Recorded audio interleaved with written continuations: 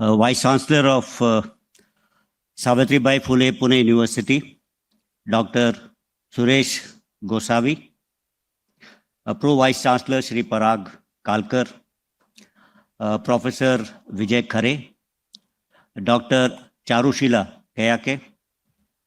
I can see a lot of serving officers, NCC cadets, former officers, especially from my regiment, my battalion. I also see a lot of students, people from the media. Good afternoon to all of you. As said, I'll be talking about future wars and warfare.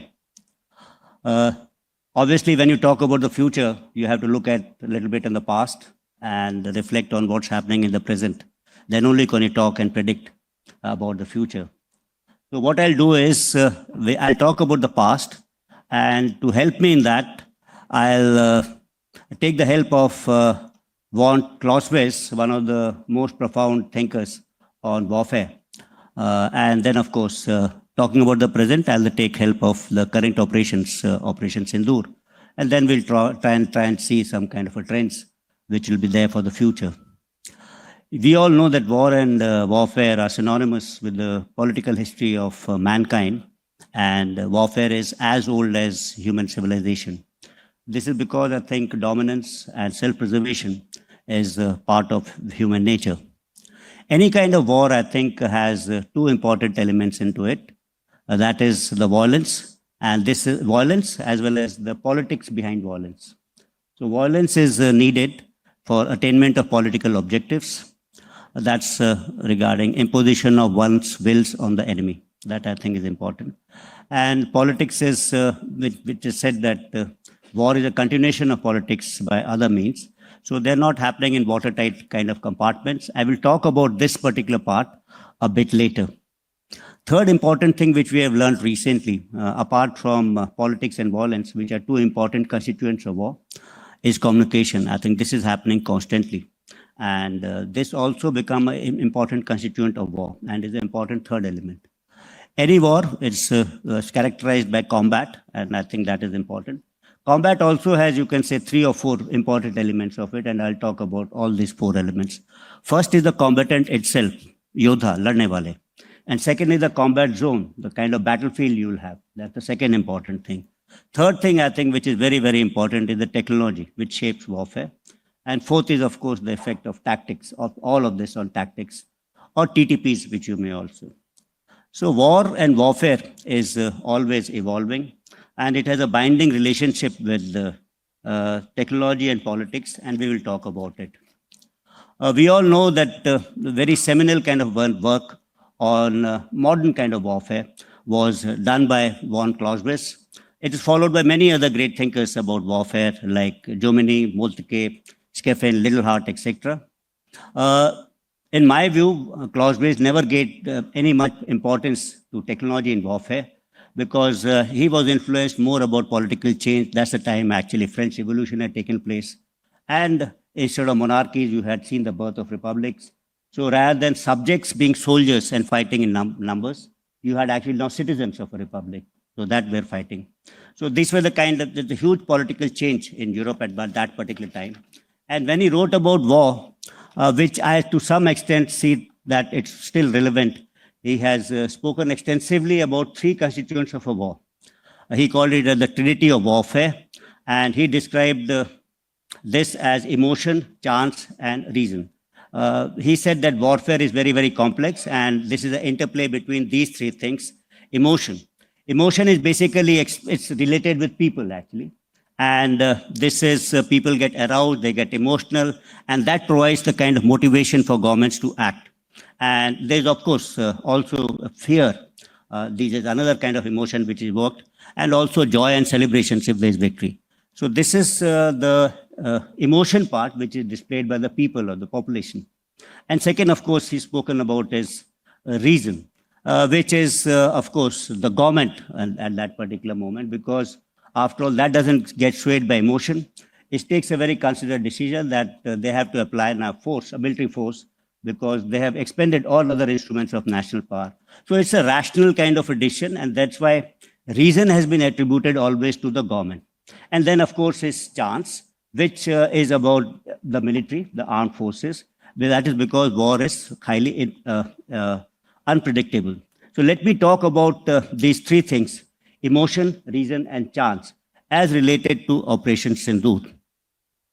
What we see is, in this particular thing which happened at Pahalgam was profound cruelty, of which towards the victims actually, because all of them were killed with headshots in front of their families and their children, and they were slaughtered in the name of religion, which is kind of unacceptable to this modern world. And this caused a huge revulsion in the society. So there was kind of an hatred. And of course, it revived memories because this is not a single act of terror against India. It means Western nations may have had 1 or 2 acts of terror. It's a continuation of terror acts. And maybe, India has been a victim of the maximum terror acts. Almost 20,000 people have been killed. So amongst the emotion which was being evoked in the people of India was about revenge, retribution, and this was getting to get the perpetrators to justice. So that, I think, was played in everyone's mind. That's a kind of emotional public sentiment which was having. And at the end of it, there was probably some sort of satisfaction, anxiety during the operations, and maybe joy. So this happened during Operation Sindoor. Let me talk about reason. That's what I said that, Clausewitz had attributed reason towards government. And when Operation Sindoor, as far as the government is concerned, is not about retribution. I think it was about drawing its limits of tolerance, thus and no far. So this state-sponsored terrorism from Pakistan had to stop, and Pakistan should not be able to hold hostage India to terror activities. And of course, it was also said that India is not going to live under the shadow of terror and neither nuclear blackmail. And then also this decision that we need to, since we have laid down a limit, we must act decisively. That, of course, comes out as a natural fallout of this. But there was also a desire in the government that actually it's not getting hyphenated with Pakistan, because we are on a different trajectory and a path towards progress and development. And our aspirations of 1.4 billion people are entirely different from then of our adversary. Our vision is entirely different. And our march of progress should not be stymied. It should be short kind of a war. I think these are the kinds of reasons for us which I can attribute towards the government. And the nature of conflict we fought and the type of operations that were executed were reflected in that reasoning part of what I just said. Let me now talk about the third important constitution, that is the chance. I said that military operations are highly unpredictable. And you heard that the little saying that, the best plans actually go out of the window after the first bullet is fired. So, and no operation plan is based on 100% preparedness. You can't be 100% prepared for every kind of a contingency. And you can't have 100% of the information about enemy. So you're always groping in a bit of a dark when you're carrying out military operations. And of course, in every military operation, there is an element of risk involved into it. The only thing is that there should be a calculated kind of a risk.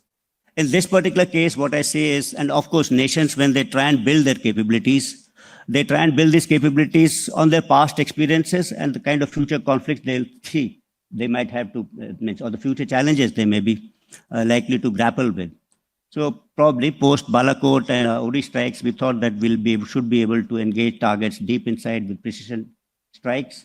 So India built these kind of capabilities. On the other hand, after Balakot, because the large strike package was almost at the borders of Pakistan, so there have been air defense capabilities. Probably they built that kind of a stronger.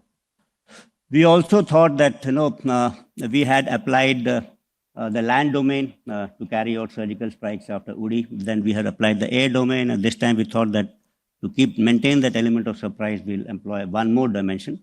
That's in the air domain only, but slightly led by using loiter ammunitions and drones, etc., to carry out a precision strikes.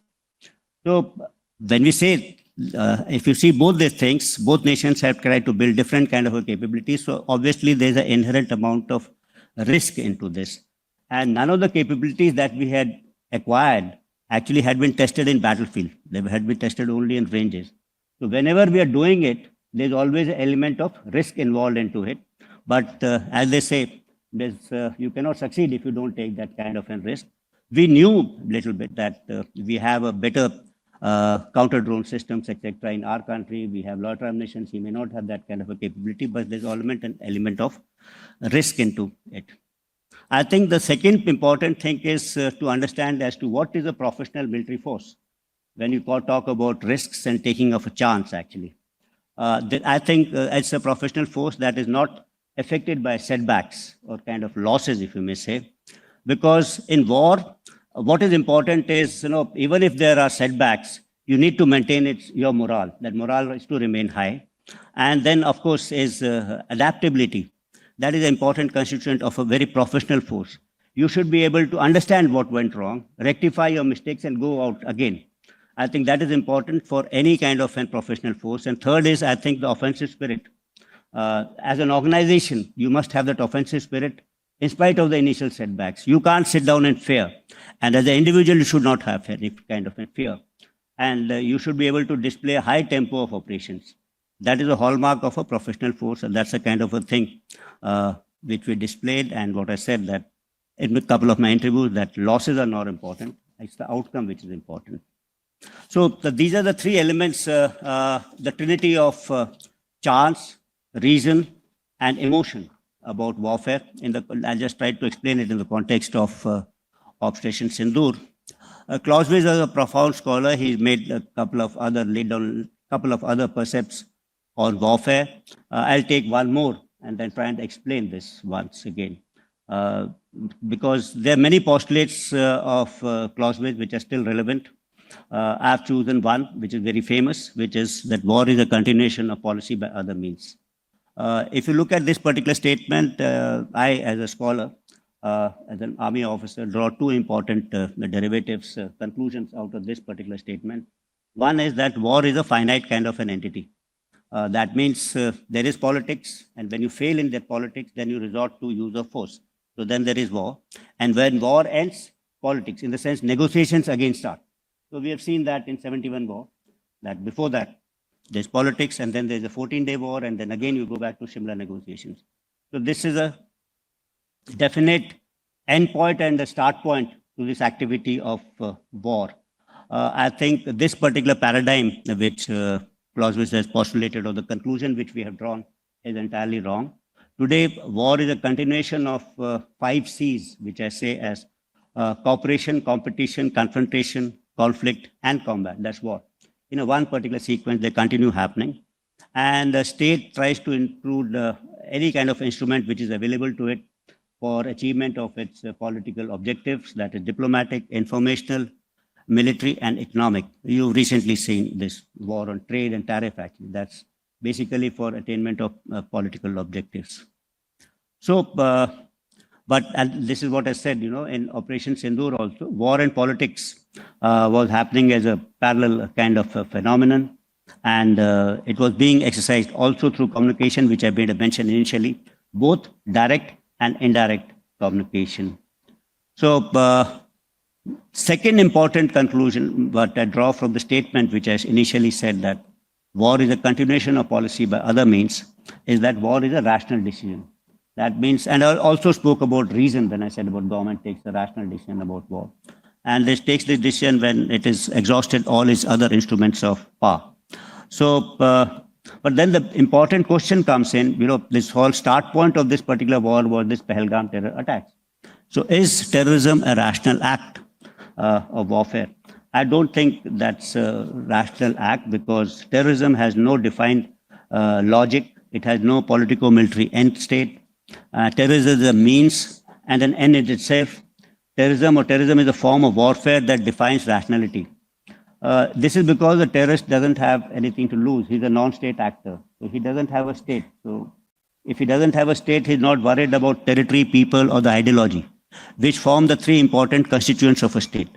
So this is terrorism absolutely irrational if it is happening in a standalone mode.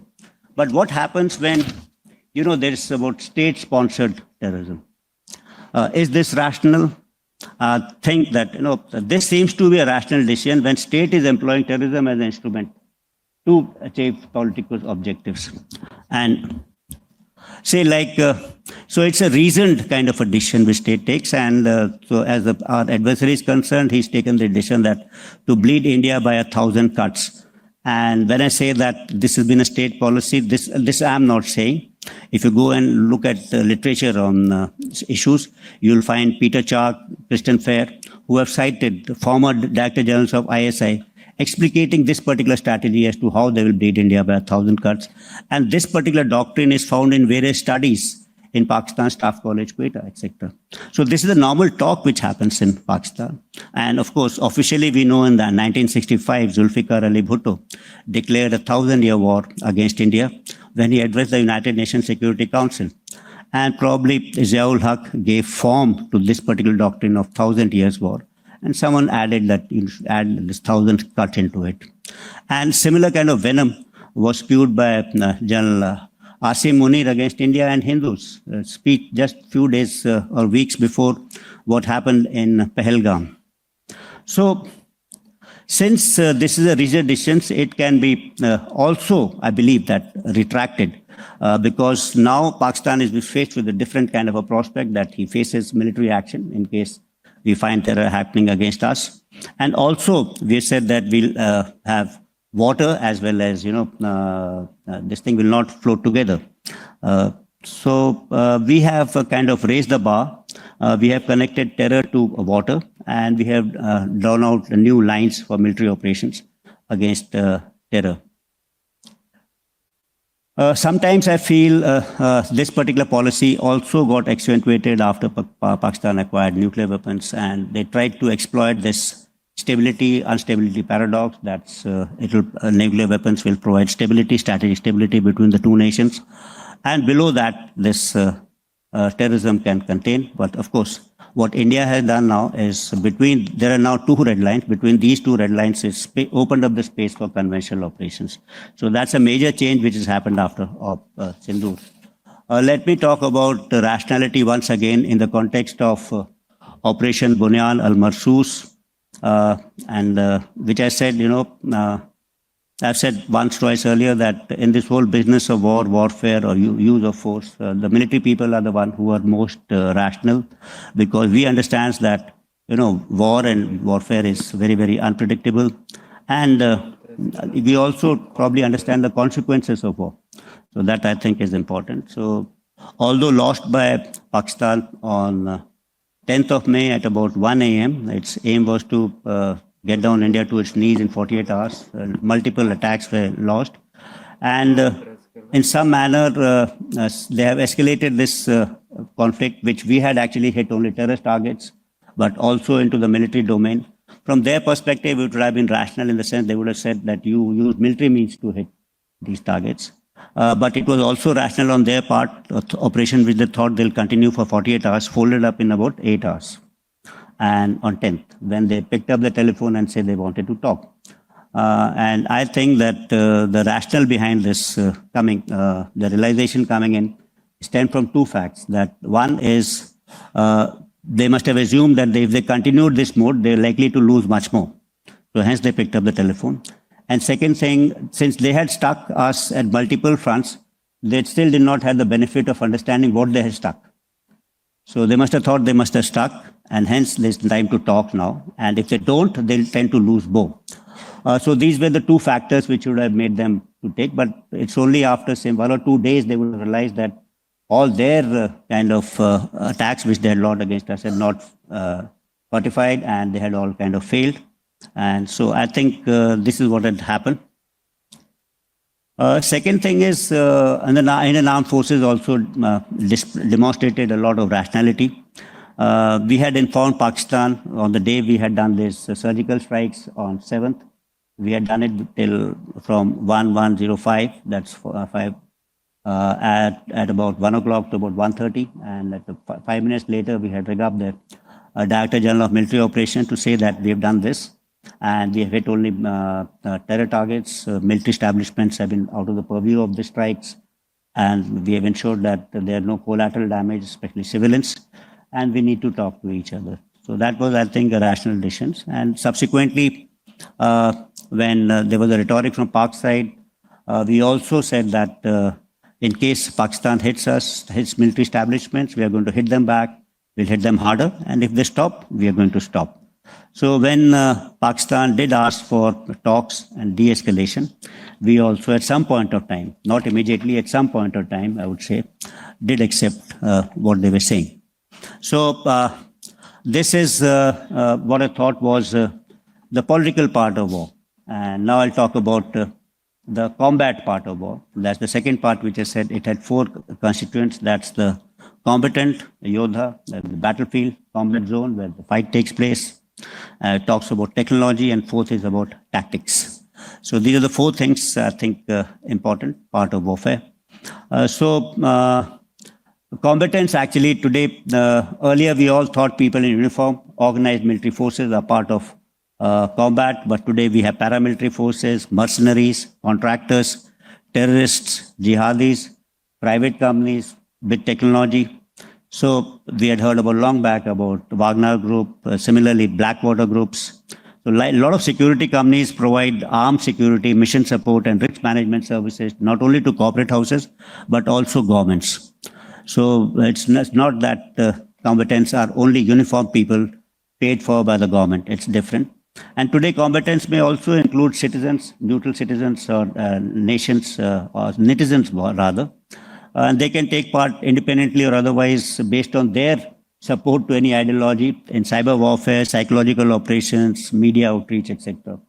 So the concept of this war will be only conducted by combatants which are paid for the government is getting diluted slowly. There are other players who are coming into fray.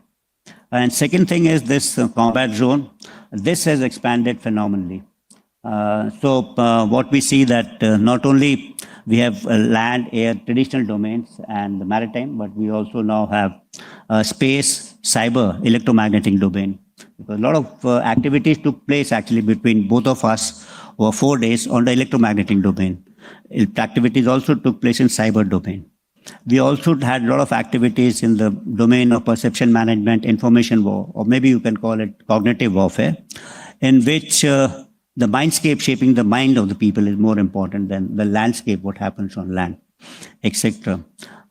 We also saw the expansion of battle space on the traditional domains. So initially you could see war and warfare, contact warfare, within 5 or 10 kilometers. Today, we expanded that battle space phenomenally. When we see the whole length and breadth of Pakistan could be under coverage of India's weapon systems, not for any other ranges, but very, very deliberate precision strikes. Some strikes could be as narrow as 2 meters or 3 meters square, at ranges greater than, say, 300 kilometers. That's what has been demonstrated. So when I said combatants, combat zone, these are the kind of changes which are taking place in future. And I'll dwell upon now the more important part on technology, which I think is becoming very, very important. And the warfare today is at the cusp of, if I could say, a third revolution in military affairs. The first revolution in military affairs was something to do with maneuver warfare, which came about because of advances in ground mobility and air mobility. You could transport people faster. It also was there because of long ranges. The second revolution in military affairs was net-centric warfare, in which battlefield transparency, situational awareness, this became important. Information dominance became important. That came about by the US Armed Forces because of advances in communication technology and computer technologies and ICT. And today we are at the cusp of a third revolution in military affairs, which I have termed as convergence warfare, because what we are seeing is not one technology, but there are a number of technologies which are affecting warfare presently, and they'll happen in future. All of these are heralding a new change in warfare, which is bringing about a change which is disruptive and non-linear. And it's actually occurring at a pace which is unprecedented. And these technologies range from sensor, advanced materials, propulsion, hypersonics, artificial intelligence, big data, advances in cyber, space, all of them. But what happens is generally we take all these advances in technology and consider them as one fact. What I will do is I'll try and identify 4 trends in these technologies to see where warfare is progressing further.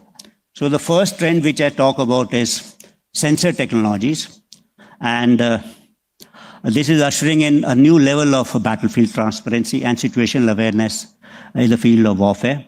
You see, we have natural and man-made sensors. It's a competition between these two, if you have it to say. So we are about 8 billion people on this earth. So we have 16 billion eyes actually as sensors. We're seeing each other. Today we have maybe having more than 8 billion artificial ISR sensors operating. All of us having a mobile phone, which has got a camera, you've got a laptop, iPad, etc., which has got a sensor. There are a large number of cameras over here. There are sensors of this room, which are capturing those images. You go outside on this road, there are a number of sensors over here. There are sensors deployed in air, there are sensors deployed in space, there are sensors deployed undersea, there are sensors deployed in... So it's not only the range of sensors, but the deployment of sensors is much more than what natural way you can do it. It's also the type of sensors. We only had, say, 5 senses, that is touch, hearing, smell, vision, and taste. That's all. But today, the kind of sensors we have is seismic, chemical, biological, optical, SAR, infrared, ELINT, AIS, acoustics, ultrasonic, magnetic, electromagnetic, quantum, atomic, radio frequency. So we've overtaken nature actually in numbers, quality, deployment, all everywhere. What is this going to lead us to? This is going to lead us to absolute transparency. So today, there cannot be anything like surprise in battlefield. It's everything is open. And second thing, I think today, when we talk about if there's no surprise, then the only way you can do it by deceiving him probably. You'll have to think of different kind of techniques in warfare. The second trend, I think, is related to speed, velocity. I call it celerity. And this segment is driven by advances in hypersonics, whether it is guide or cruise. We saw that BrahMos missile at 2.8 Mach. You can have today missiles at 10, 7, 8 Mach flying. We also have fractional orbital systems. Along with this, what's happening is stealth technologies are coming in. So it becomes very difficult to detect. In any case, you start having drones, which are very, very small, and you can have drones in swarms. So there are no radar systems which are actually made to track large aircrafts moving at a reasonable speed of 1 or 2 Machs. Then you have one hand hypersonic weapons, which are following different kind of trajectories. And on the other hand, you have drones which are as small as this. And do this also means there are no radars which can actually track it. And then you can move it in swarms, etc. So what's happening is all this in combination, lower radar signatures, high speeds, and intelligent routing, etc., are making these kind of threats invisible, inaudible, undetectable, and hence untargetable. So you're kind of vulnerable everywhere. So on one end, we can see the range of this action. So what you're introducing is kind of non-linearity and ultimate form of non-linearity. You can have a contact battle at 1 or 2 kilometers, and then you can have a battle which is being fought at 300 kilometers or 250 kilometers. So that's the kind of unlinearity, and with impunity you can do it. Because it's very difficult for the opposition to actually devise a system to guard against it or to hit against it, unless he's synchronized his systems in a very, very effective kind of a manner. So it's like I said, ultimate non-linearity and expansion of battle space. So it will also probably, maybe we'll have to think of large platforms like large ships, tanks, etc., because these become very vulnerable. And your planning and preparation coordination for such kind of a defensive acts will also require a lot of thought in future. We may have to require a layered kind of a resilient defenses in depth to ward against these kind of threats. The third important trend which I see is something to do with robotics and automation.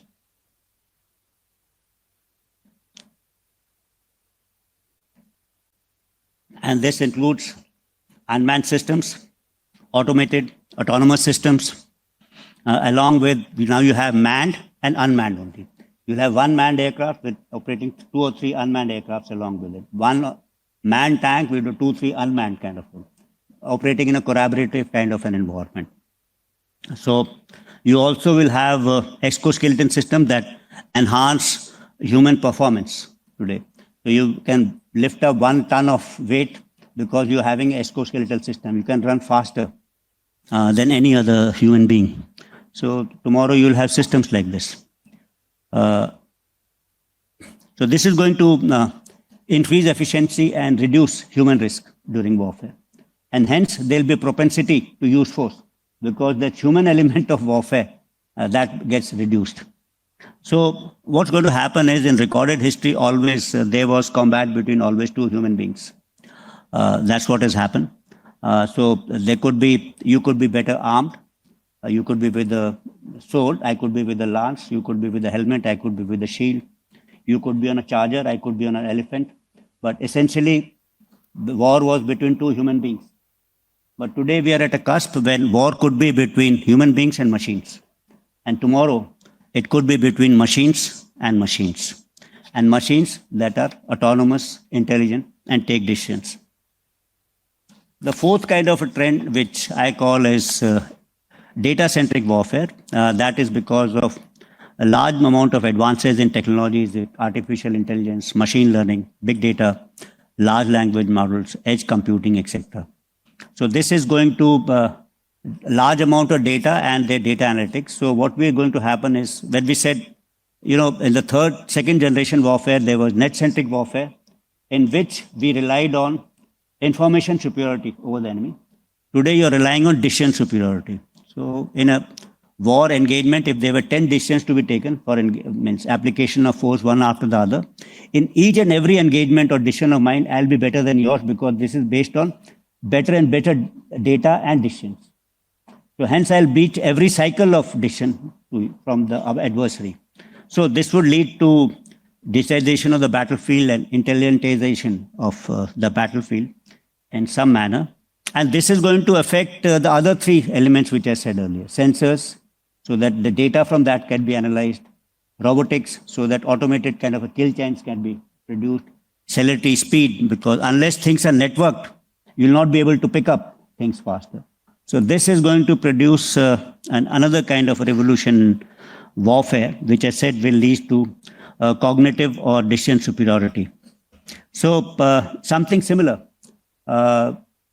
Green shoots of that were visible in Operation Sindoor.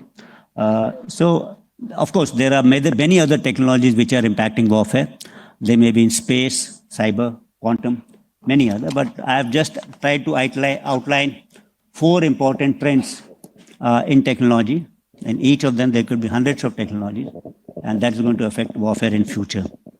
So I said this third revolution in military affairs is known as convergence, because a number of things are converging together to revolutionize warfare. So because it's a convergence of data-centric warfare, celerity, and remote-centric warfare. It's a convergence of kinetic and non-kinetic, including cognitive, into one domain. It's a convergence of first revolution in military affairs with second and third. So we're not fighting only war, which is in the third revolution, but there's a warfare, which is maneuver warfare, and net-centric also taking place at the same time. It's a convergence of tactics, operational art, and strategy, because of the extreme non-linearity I've spoken about. So at all type of elements, this is being done. Elements is being fought. So it's going to converge old and new domains of warfare. When I say new domains in cyber, space, electromagnetic spectrum, cognitive, with old domains like land, sea, and maritime domain. It's going to converge time and space, both of them. So these are the kind of changes which may foresee in the future. And along with it, so what did we see? Did we see elements of this or green shoots of this in Operation Sindoor? Yes, and to us, I would say that this was the kind of first non-contact warfare which we fought. We didn't see each other. We saw each other either at radars or at different ranges, except for what was happening on the line of control. And it was a mix of kinetic and non-kinetic. When I say non-kinetic, that happened in the information domain, that happened in the cyber domain. And of course, there was a kinetic operation where destruction was being caused to each other. It was also non-linear in nature. So there's something happening on the line of control and something happening as far back as Noor Khan or Sargodha. So at huge distances from the border, simultaneously, non-linearity. It was networked. Means at least the defensive part of it. You must have read about it, that we had networked our air defense architecture of the Air Force and the Army and the maritime air defense architecture, Trigun, Akash Tir and IACCS into so that they could give one comprehensive kind of a picture. So you can provide a layered kind of a one. So better information, faster information available to our side. We had also tried to kind of network our counter US system, which were countering drones. Not so much, but some kind of in this 7, 10, 15 days, we were able to do that. So that I think it was also multi-domain. The first time means we were using warfare was in maritime, land, air, cyber, space, electromagnetic spectrum. Means all this electronic warfare battalions which are deployed, which are said with counter US systems, they're able to negate that kind of a threat which are coming in from Pakistan. So this was happening there. And some green shoots of even an intelligent kind of warfare. So how AI can be used to do some kind of a predictive analysis. So this was happening. And last but not the least of combat, I said there's the four element. The fourth element I talked was about tactics and strategy, how that's getting affected. That's about, I have spoken about in parts. That's about demassification of the battlefield. And yet integration of capabilities of diverse nature. It's leading to ultimate nonlinearity and defenses in depth. I've spoken about vulnerability of large platforms and static establishments, and I've talked about importance of deception over surprise. So these are the kind of changes which we'll have to live with in future. In my concluding remarks, I can only say that Operation Sindoor created a kind of a history of sorts as far as air warfare is concerned. Successful operations were carried out against an adversary which was almost equally matched, if you can say. It is not operations against an adversary which had no air force or no air defense worth its salt. So it was against an adversary, and against that, if you are able to carry out relentless operations deep inside with precision and offensive in intent, I think that was a big achievement. And we were able to penetrate those air defense networks with impunity and at will. So history, because I'm saying this is because exhibition of this particular superior air power was demonstrated against someone which already had some good capabilities in this particular field. So that was all I had to say about future warfare and wars. I hope you get a fair idea as to how warfare is evolving. And this particular preparedness of the armed forces is first about by thinking. We should be able to understand where warfare is going so that we can change your tactics, get your equipment profile right, understand, have your organizational structures right, you have your doctrines and concepts right. So in this particular thought process, in this whole, it's not the job of only the armed forces, people like me, or this young generation who are going to be doing this probably after 5 or 10 years, but it's also the role of veterans, the academia.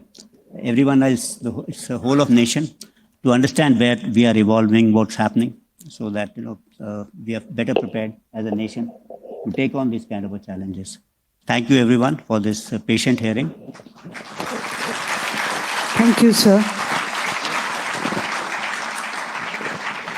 Now I can take on a few questions.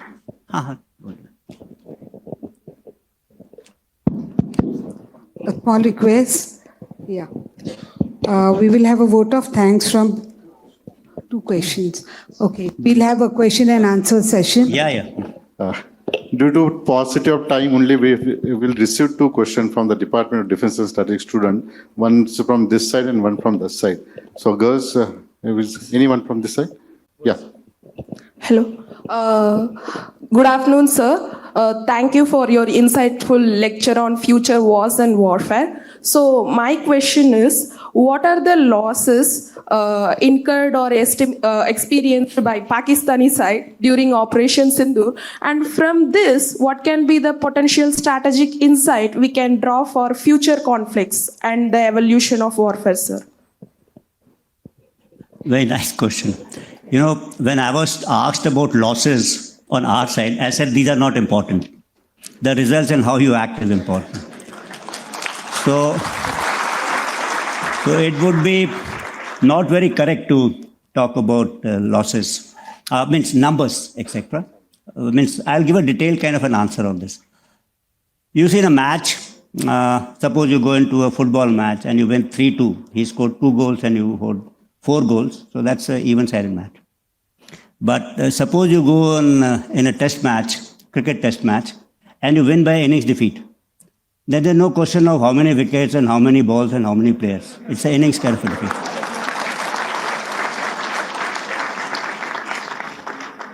But since there is always this inquisitivity as to the result of your strikes, which was visible, which was more in psychological domain and what was visible to us, all of us, means not to us, to globally, to everyone. So based on technical parameters like electronic intelligence, signal intelligence, at some point of time, we will take out this particular data and share it with us to answer those queries and inquisitiveness of people like you who keep telling me how many aircraft did we destroy, how many radars did we destroy. We will make a rough assessment of that and come out with that shortly. One last question. Sir, my name is Om. I'm from the Defense Department. So initially, it appeared that Op Sindoor will be a long-drawn conflict. But what made the Pakistani side capitulate so fast and so suddenly? Please sit. I think in some part, I was able to address this. What I said was, from our side, we didn't want to get into a long-drawn kind of a conflict. We've seen our experience in Operation Prakaram. We were there for almost about 9 months. It involves a lot of expenditure, disrupts everything. And we had seen this to some extent after Balakot. There was a deployment which we had mobilized. So in this particular case, what happened was before this mobilization could be completed, the operations was halted. Of course, Operation Sindoor, as you know, is not over as yet. It continues. It's a temporary cessation of hostilities. There's a need to keep our guard up. So this, I think, is important. But as far as the Pakistani side is concerned, I can make a guess, 2 guesses. That is one, that they were losing things faster at a very, very long distance. And they thought that if this continued for some more time, they're likely to lose more. And hence, they picked up the telephone. Second thing, give the enemy also, your adversary due. He had also attempted a large number of attacks on 10th, starting from 1 o'clock till about 9:30, 10, huge number of attacks. They continued subsequently also. And he would have assumed that some of them are as successful as Indians have been. Of course, that didn't happen. And he had no way to realize this. Like in the initial stages also, when we are hitting very deep, I'm not talking about the first day. On 7th, we had ensured that we had all kind of imageries. But when it's a dynamic war, then we really did not know what is the effect on Sargodha, what is the effect on Murid, what is the effect on Bulari. So what is the effect on Jacobabad? It's after once you get a satellite imagery. So the first few hours, you're not very sure. Of course, we were all aided by Pakistanis themselves because they were putting up things in the social media. So we had some idea of its success. But we had to wait for confirmation from satellite imageries and other sources, say signal intelligence or otherwise. So we're quite sure. They were also not sure. They must be hoping that they've also done similar kind of a damage. But probably their hopes were belied after 3 or 4 days when they would have searched the satellite imageries from whichever countries they're buying from, that they've not done. So by the time it was too late. Thank you. Thank you, everyone. Thank you, sir. Thank you, sir.